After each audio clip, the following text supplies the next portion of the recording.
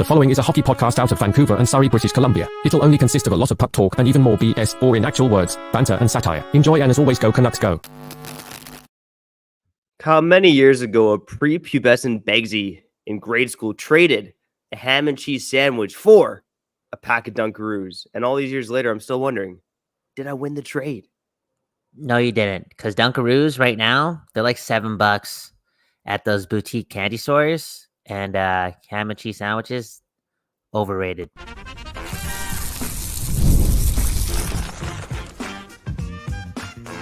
You're Locked On Canucks, your daily podcast on the Vancouver Canucks. Part of the Locked On Podcast Network, your team every day.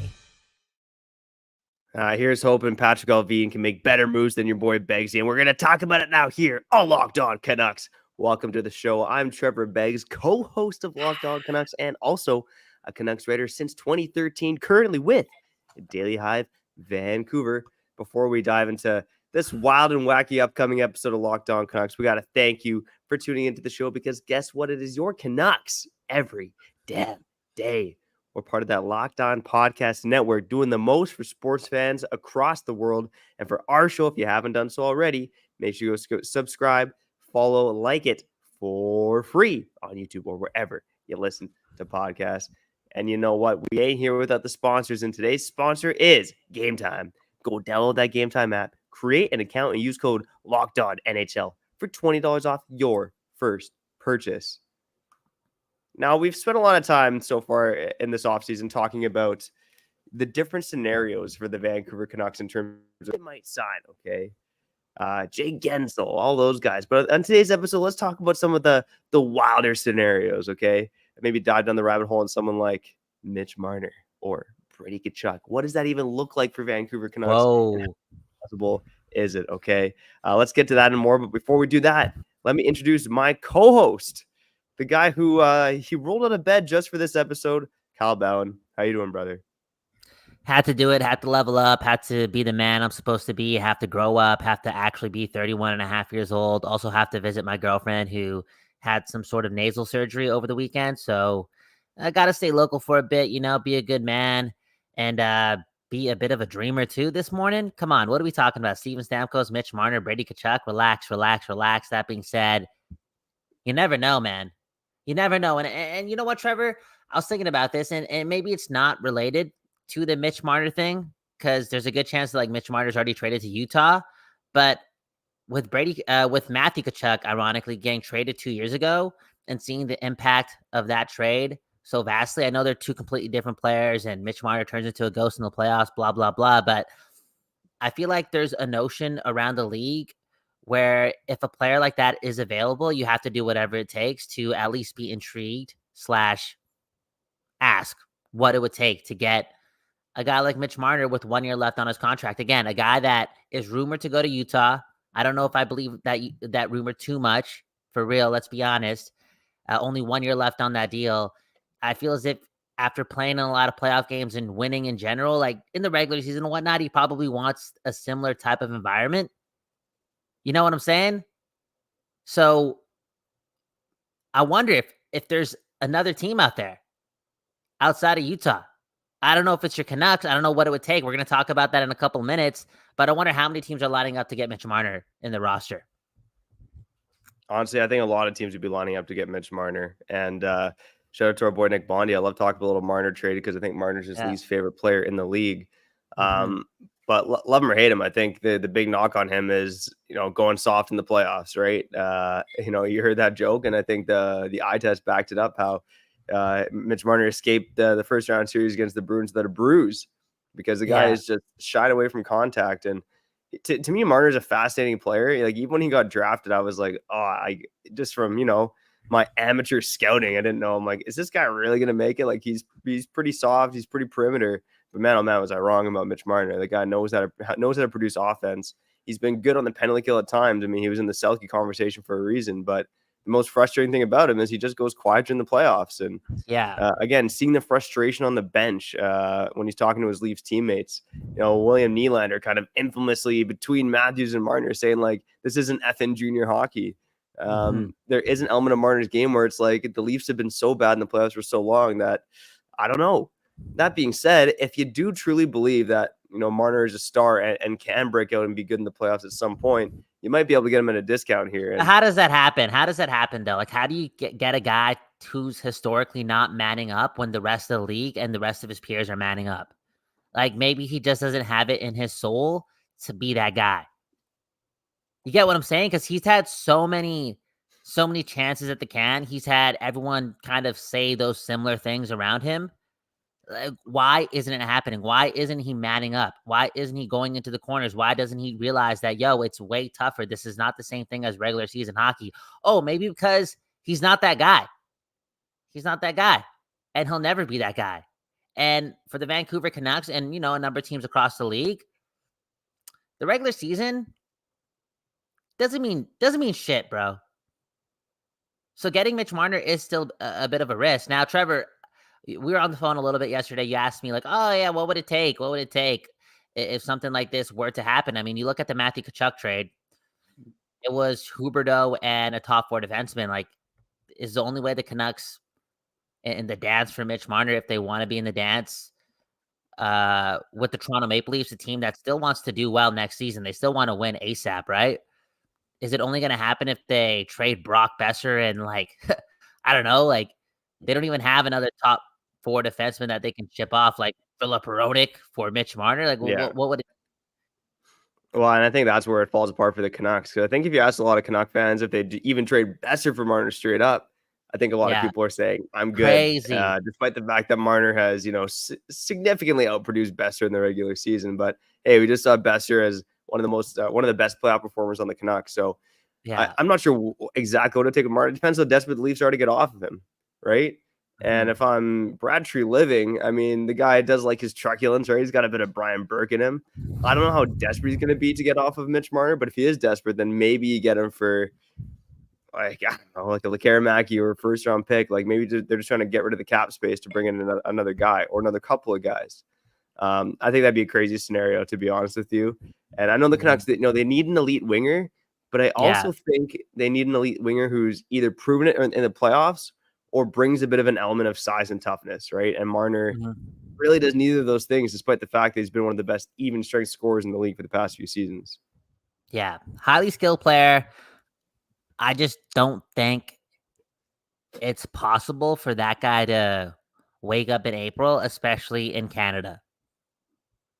Like, there's just, again, why isn't he doing it? Like, it's so easy to see compete, and all this effort and whatnot. And it's ironic because I feel as if in games, I remember watching that series against Boston, right? Game 6, Game 7, similar to like what Pettersson did in games 5, 6, and 7 against the Oilers. Like, they woke up, like the players woke up, like he did something, like he was more engaged, but it's too little too late. Like, more often than not, your best players or the ones that set the tone, set it in game 1. And when you're getting paid that much, you got to do it in game 1. You got to set the tone right away, because if you bring it later, it might be too late.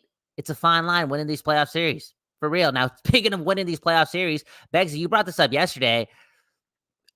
I know you were being like a little, NHL GM video game with this, but Steven Stamkos, man, I'm curious. Like, I know Tampa wants him back. He probably wants to stay back in Tampa a lot as well. I don't know if they're going to have the money to do it / have the money to respect Steven Stamkos. So I wonder if he does get to free agency. And I wonder if Vancouver is appealing. I mean, Rick Tocchet, Steven Stamkos, they go back. I'm pretty sure that's his first NHL coach. I don't know what their relationship is like, but he's a guy that's high character, highly motivated, brings it all the time. His effort level is, second to none. He's a champion. He's a winner. I know he was injured during one of those cups with Tampa, but again, a guy who sets the tone, high character guy. I feel as if, we're talking about this being a big surprise and a big what if. I feel like there's a medium chance that the Canucks are like interested in Steven Stamkos and they're going to field him an offer if he gets to July 1st. Yeah, honestly, Steven Stamkos is a guy that I wanted to bring up today because I feel like no one's really talking about him in this market. Maybe people are just assuming he's going to go back to Tampa, which is fair. He spent his entire career there. A couple of things really intrigue me about Steven Stamkos. I know he's 34 years old, but I've said it before. I think the Canucks have a 3-year window here. I think Steven Stamkos, even at 34, could be a part of that window. I mean, look, he had 40 goals last season. He had 40 goals and 80 plus points. Yeah. You know, he's doing things at the age of 34 that we're saying like, oh, look at Lindholm. He did this once in his career. But this has been Steven Stamkos. I mean, he's a Hall of Fame player. And, you know, I think the Canucks, again, in their search for another top six winger, you know, Stamkos can play left wing and he can play center. I don't think you have to pencil him in at center. I think he can help with the power play. I'm curious how much he'll get on his next contract. I don't think it's going to be, you know, Jake Gensel or Sam Reinhart territory. I'll tell you that. I mean, the projection from AFP Analytics, take it with a grain of salt, is $6.1 million per season over 3 years. I think that is ridiculously low for Steven Stamkos. Yeah. I'd be pretty shocked if he signed a contract in that range. Yeah. But that being said, maybe get Stamkos at a Pavelski deal from past years, 3 times 7.7 or 7.5. And to me, like, again, you're getting a guy who's a top line player in this league still. Maybe by the year 3 of the deal, he's a second line player. Yeah. But yeah, I think Steven Stamkos, again, I think he'd be a really savvy ad for this team and should definitely be on the radar for Albion and Rutherford. Yeah, me too, man. The high pedigree, all that jazz. And I wonder, I mean, Trevor, I may sound like an idiot again, and I say again because yesterday I mentioned how, well, why would you want Steven Stamkos, and why are you saying that he'll add to this power play when that means he'd pretty much take JT Miller off that side of the Canucks' current power play, and you don't want to do that, blah, blah, blah. Why wouldn't you want to do that? The Canucks' power play sucks with JT Miller on that left side. You know what I'm saying? So a changeup is needed, okay? So I'm sorry for saying that yesterday. B, I want to make this point. I wonder if the Edmonton Oilers and the fan base and that energy and the spectacle, I mean, this was the most viewed Stanley Cup final of all time. I'm pretty sure Game 7 was viewed more than the NBA Finals this year. Like, I wonder if that spectacle, right, changes the narrative on playing in Canada and helping, you know, the cup come back home. And the Canucks seem to be an appealing team. So maybe, just maybe, you never know. You know, Matt Sundin signed here one day. You know, Johnny Gaudreau signed in Columbus. You actually never know. If these guys get to July 1st, Rutherford and Alvin, they're not letting this team go backwards. A big splash is coming. Oh, I completely agree. And again, I think Stamkos, to me, one of the most intriguing options to be that big splash. I mean, look at him over the past, you know, I have 10 years in the NHL. He's 3rd in power play goals, and he's 8th in power play points. I mean, the guy's one of the best power play players of this generation. Bring Steven Stamkos to Vancouver, or at least consider the option, because I think you're going to get some value there. It's not going to be a guy who's going to sign for 7-8 years. And again, he's a proven winner and one of the best players of this generation. Speaking of one of the best players of the generation after Stamkos, okay, let's talk about on the other side. And it's, I think, a fascinating debate. And I think Canuck fans are going to have some different opinions on it. We're going to talk about a potential Brady Tkachuk for Elias Pettersson swap. We'll also talk about some other under-discussed targets for the Canucks as we get to free agency here. Again, the draft is just a few days away here on Friday. Some moves, they're already rolling in, and we expect more of them to roll in. And then Monday, free agency, baby. So let's talk about Tkachuk, Pettersson targets on the other side. Before we do that, let's shout out our friends over at eBay Motors. You know the deal, baby. Passion, drive, and patience. That's the formula for winning championships, and it's also what keeps your ride or die alive. eBay Motors is everything you need to maintain your vehicle and level it up to peak performance. Superchargers, roof racks, exhaust kits, LED headlights, and more. Whether you're into speed, power, or style, eBay Motors has you covered. With over 122 million parts to choose from for your ride or die, you'll always find exactly what you're looking for. And with eBay Guaranteed Fit, your part is guaranteed to fit your ride every time, or your money back. Because with eBay Motors, you're burning rubber, not cash, baby. With all the parts you need at the prices you want, it's easy to make your car the MVP and bring home huge wins. Oh, yeah, baby. Keep your ride or die alive at ebaymotors.com. Eligible items only, exclusions by eBay Guaranteed Fit, only available to U.S. customers. Boom, bam, bada bing, bada boom.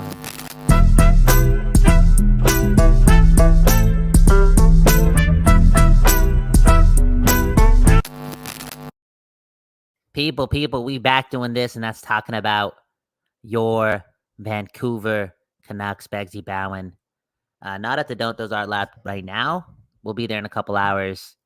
I got to be a man, okay? A 31-and-a-half-year-old man and visit my girlfriend who's in post-surgery, okay? She's good. She's good. She just had, surgery to, help her breathe better, help her sing better, do her thing. I got to be romantic. Speaking of which, Begsy, your lovely wife, she messaged me yesterday, right? Laughing at some of my TikToks. And I cracked a joke. I said, yo, Begsy's a happy man today. He's bringing home the daisies. He's bringing home the flowers. I hope you do it this week, man. And when she's like, oh, what are these flowers for? Be like, baby, the Oilers lost. And I love you. Oh, man. That would have been a good one. I brought the flowers home yesterday, but I didn't tie it into anything to do with the Oilers. No way. You should have done it. It would have been funny, man. It would have been funny, man. Like, I'm telling you, sports, man, they change the mood, and I feel like a champion. And Begsy, you look like a champion today. And that's, again, because the Oilers lost Game 7. They lost Game 7 to Matthew Tkachuk and the Florida Panthers. Speaking of Tkachuk, I don't want to say I've heard the rumors. I don't think these are rumors. I just think this is NHL GM connected talk. But the whole Tkachuk for Elias Pettersson thing, right? We're talking about the Ottawa Senators version of Tkachuk, okay? Probably one of the most motivated players in hockey, right? Straight up, just saw his brother win a cup. He's on a really bad Ottawa Senators team, right? That just traded for Omar. Again, theoretically speaking, we're talking about what if scenarios. We're having fun today here on Locked On Canucks. Let's talk more about this whole Brady Tkachuk for Elias Pettersson thing. We just saw 4 rounds of the playoffs. You kind of see what players you need to win games. Is there another level to Brady Tkachuk's game as a two-way player? All this stuff. Is there any world where you're doing this, Trevor? Because I'm still not doing it. I'm giving it more thought than I was probably previously. I mean, here's the thing. The trade has to be 1-for-1 because, I think in Vancouver, you're like, okay, Pettersson's, outperformed Brady Tkachuk by quite a bit here throughout his NHL career. You haven't seen Brady in the playoffs. You assume he's going to be a playoff beast, but you haven't seen it. Whereas Pettersson had great time in the bubble and a brutal time in the playoffs this year. So playoff performance is kind of out the window. Really, it's, Pettersson's elite skill and point production versus Brady Tkachuk's mix of being, his physicality and point production, right? I think, they're comparable players, right? They're both stars on their team. And I think Pettersson right now is getting probably too much flack in this market for, having a poor postseason, having a poor second half. And, people are, giving a hard time about the injury and all that. Right. But, I still think Pettersson is the better player, but you think about a potential move here. You think about what Tkachuk's making, $3 million less than Pettersson. If you made that trade, could you add another player on that $3.5 million range, improve your team even further? And it's hard not to think about Brady Tkachuk and JT Miller on the same team being a force to be reckoned with. And now I do believe the Canucks need to get faster. Trading away one of their fastest players in Pettersson isn't going to do much to help that. But again, let's say you free up that 3.5 in cap space. Do you have Tkachuk, Miller, and Joshua on this team? Do you suddenly become one of the most physical teams in the NHL? So there's some food for thought here at the end of the day. And again, I don't want to crap on Pettersson too much. Look, I think Pettersson's one of the most talented players in the game. If you're putting a gun to my head, I'm probably still not doing this trade, but I'm at least considering it because I think it's fascinating. And I think it'd be an interesting ad for the Canucks. Yeah, super fascinating. Yeah, I'm not going to touch too much on Brady Tkachuk. Beggs did a good job, and we all know what type of player this guy is. I think he's one of the most entertaining players in hockey. I have no problem thinking that when Ottawa makes the playoffs, he'll set the tone from game 1. But I still believe that Pettersson's ceiling is higher, and I say that knowing that there is another layer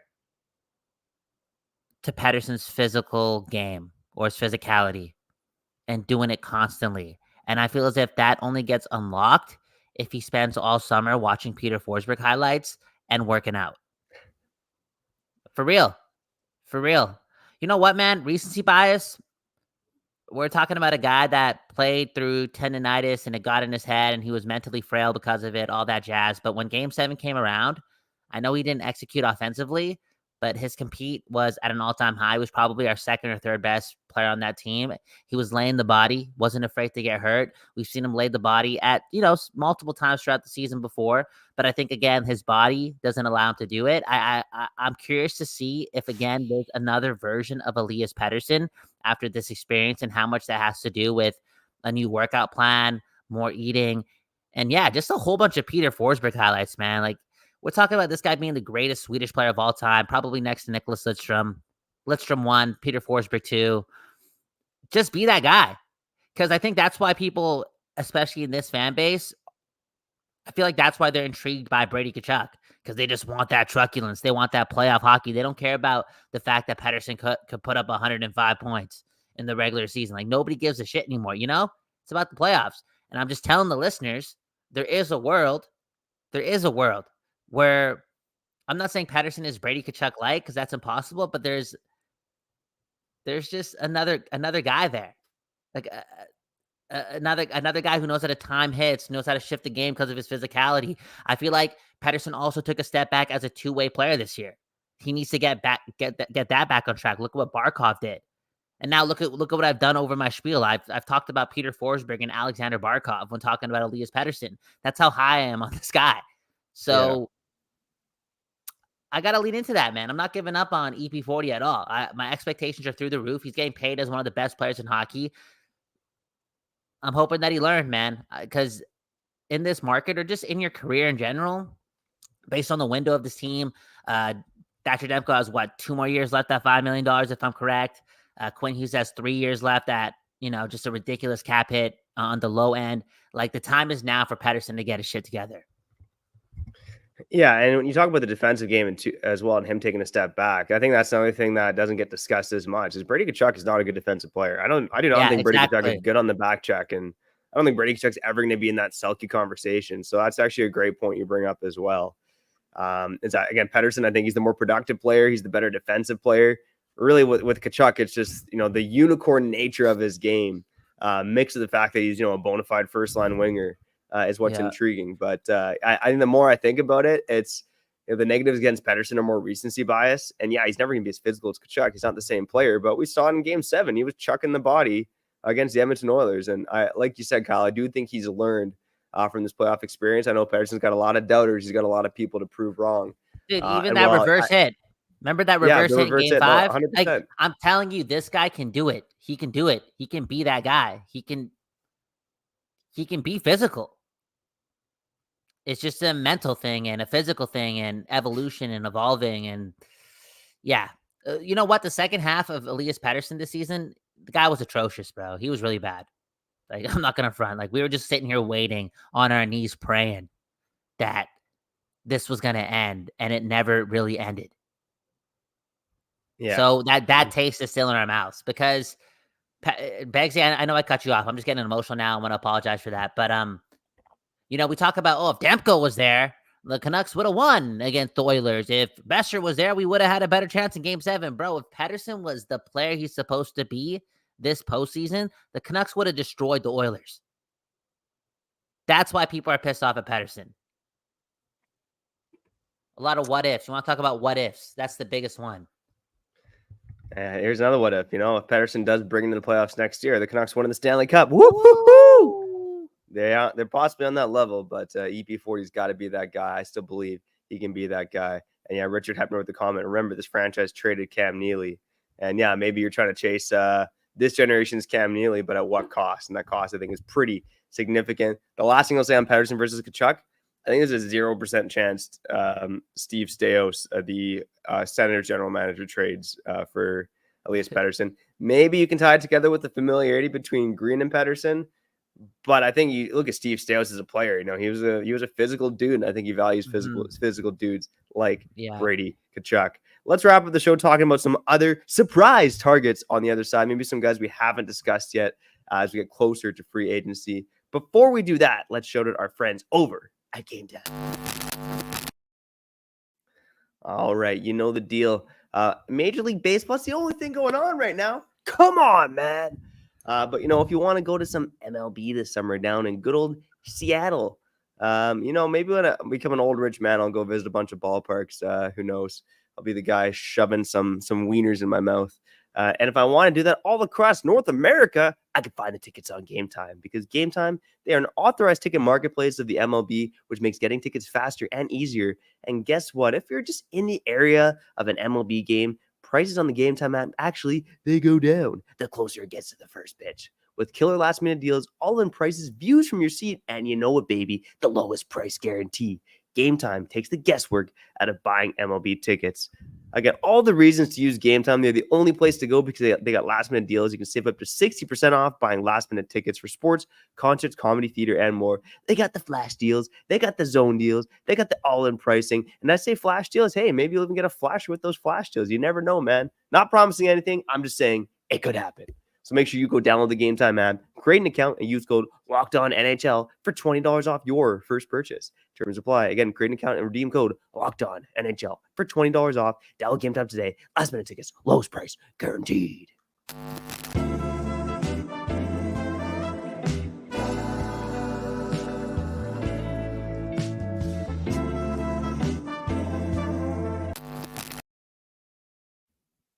People, we back doing this, and that's talking about your Canucks, their future, and karma.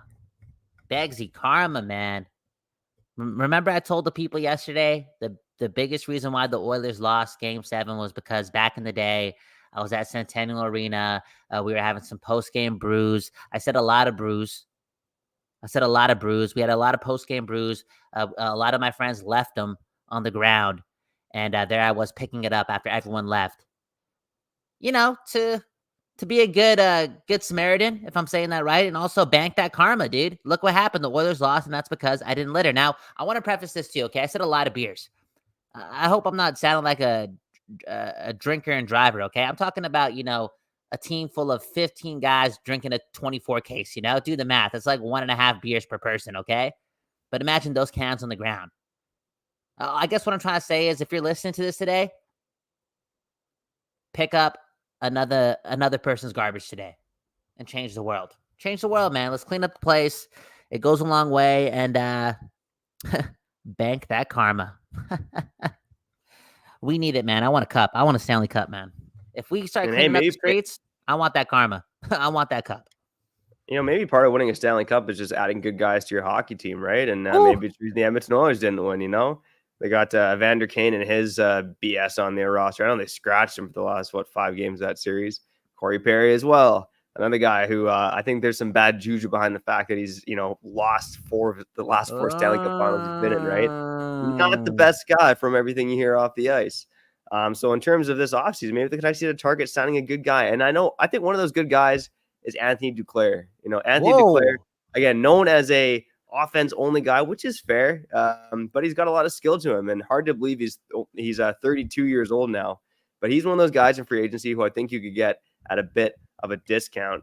And again, a guy who's been known for his work in the community. I think there's a story that came out of Florida where in this little Haitian neighborhood in Miami, this guy got had a Build-A-Bear and he named it Duclair, and then Duclair got really involved in trying to bring hockey and hockey leagues and equipment to this community in Miami. So, and you've heard other stories about Duclair just being a really good volunteer in terms of his work off the ice. So, in terms of bringing good karma to the Vancouver Canucks, don't be signing these dickheads like Evander Kane and Corey Perry. Start bringing good guys on your team like Anthony Duclair.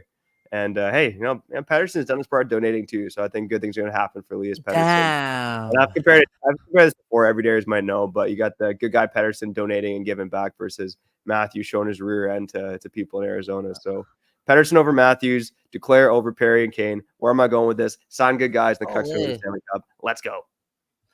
Where are you going with this? We're ending off the show with, just again, quiet targets that the Canucks could get. Maybe we'll elaborate more on these guys on Friday's episode when we're kind of we're making predictions, like big time predictions of what the Canucks are going to do on July 1st, because they're not going to do a whole bunch on Friday. Okay. Last time I checked, the Canucks have no draft picks in this entry draft. And again, the entry draft just went on Friday, dude. Unreal. Free agency on Monday. Who are the Canucks are going to sign? You said Duclair. How about this guy right here, man? You brought this guy's name up. I didn't even know he was available. Kurt Richardson, one of the best commenters on the program, saying Timo Teravainen could be a nice fit. Bro, I think he could be a nice fit with Brock Besser and JT Miller, man. Here's the thing with Teravainen, right? I think you read the name, maybe the West Coast Canadian bias in you is a European player, blah, blah. Dude, this guy, he's skilled, and he's played multiple years under Rob Brendamore. I think I want Teravainen, man. So I think here's the things to know about Teravainen. doesn't necessarily drive play on his own line, which, to your point, Yeah. Kyle, he still could be a good fit with Miller and Besser. His even strength production has been kind of in line with third line territory. Like, this is a funny number because it's slanted, but Ilya Mikheyev on a per 60 basis outperformed Teravainen at even strength last season. Teravainen gets a lot of his points on the power play, but Canucks need help on the power play. They need a couple wingers in the top 9 for sure.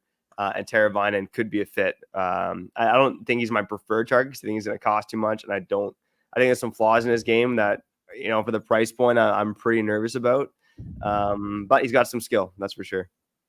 Yeah, some skill. Again, I know Carolina hasn't had success in the playoffs and whatnot. I mean, they've made the Eastern Conference Finals, but I feel like that could be a player that could be inserted and you wouldn't have to worry so much about effort and understanding, the importance of being a 3-way hockey player. How about a guy like Tyler Bertuzzi, man? Because he's not signed yet. We're going to lose Joshua. I would say Joshua's actually more physical than Tyler Bertuzzi. But, Bertuzzi brings, he brings, I wouldn't say, again, similar levels of physicality, but he has like that pest in him. He has a bit of skill with him. He's played with good players before. Like, I don't want to say he's an ideal lineman for Pettersson or someone in the top 6, but I wonder how interested Rick Tocchet would be in a guy like that. I think he could be a good fit in the top 6. Again, as long as he's not the guy driving play on the line. He's a guy who can go bang bodies and corners. I think it'd be interesting to bring another Bertuzzi back to the Vancouver Canucks. Look, I mean, his production doesn't jump off the page, right? 43 points in 80 games last season, despite playing with a lot of top players. I know he had a really slow start to the season and kind of picked it up. But I think both Tyler Bertuzzi and Max Domi are intriguing targets for the Vancouver Canucks. I think Max Domi actually might come at a lower price point because he's not quite as physical. He's bounced around a bit more. But I think both those guys can be complementary pieces. I actually like Domi's skill. His mix of skill and toughness a bit more than I do Bertuzzi. I think he's going to be a cheaper player. So I'd probably prefer Domi over Bertuzzi, to be completely honest with you. But I think they're both intriguing targets for me. Yeah. I think like the more and more I get used to the fact that the Canucks actually may not sign Gensel, the more and more I'm open to this team not breaking the bank for guys like DeBrusk and even to Foley maybe, and just signing guys to 1 or 2 year deals. Because again, fans, you guys got to realize something, like I want the Canucks to win 12 months from now. I really do. I think they have a 10% chance, a 20% chance, a 99.9% chance. I really do. But we're talking about, there's levels to this, there's stages to this. And if it's not Gensel, I'm very, very reluctant in giving players money and over 3 years. I really am. Anyways, we got to get out of here, okay? I got to go visit my girlfriend, okay? I really do, okay? Look at this comment from Ryan, though. He said, hey, y'all shout out to my sister, Sandra. She watches with me. One love to Sandra. This is a family show. Trevor Beggs, have you ever banged anyone in the corner? Like no, you know how you mentioned no. You know how you mentioned Bertuzzi bangs people in the corners. Like, you're a ball hockey defenseman now. Are you banging other players in the corner, like to get that puck? That's not the way I took it. I was like, you're talking about someone's sister, and then you talk about banging in the corner. No. I'm just saying, like, it's a family. It's like a little joke, show, a bad joke. And ball hockey for sure. Actually, my only penalty of the season. Actually, this is playing forward. A bad example. My only penalty of the season. Ran to the boards, just got body position. The guy kind of like bounced off me. And I'm not the biggest guy in the world. I just kind of held my ground. The guy ran into me and then hit the ground. And I got a penalty. It was one of the most BS calls of all time. But for sure. It's supposed to be a non-hitting league. But of course, I'm banging bodies in the corners, man. I'm not the biggest guy in the world. So you got to have a bit of a little guy's mentality. That's for sure. And, we're going to continue to be scrappy and tenacious here on Locked On Canucks, your Canucks every day. Again, we do got to get out of here, man, okay? Shout out to the everydayers, occasional listeners, first-time listeners, new subscribers, and those of you who join us on the live show on YouTube. We love each and every one of you. We're going to talk maybe more specifically about defenseman targets one of these episodes, draft talk coming up, and again, news is going to roll in, okay? Buyout windows opening up. There could be some unqualified RFAs to talk about. Lots happening right now. I'm going to have you covered here on Locked On Canucks, your Canucks every day, but we got to get out of here for now. I'm Trevor Beggs. That guy's Cal Bound, and you've been listening to Locked On Canucks. Let the bodies hit the floor. Let the bodies hit the floor. Let the bodies. Your Locked On Canucks, your daily podcast on the Vancouver Canucks, part of the Locked On Podcast Network.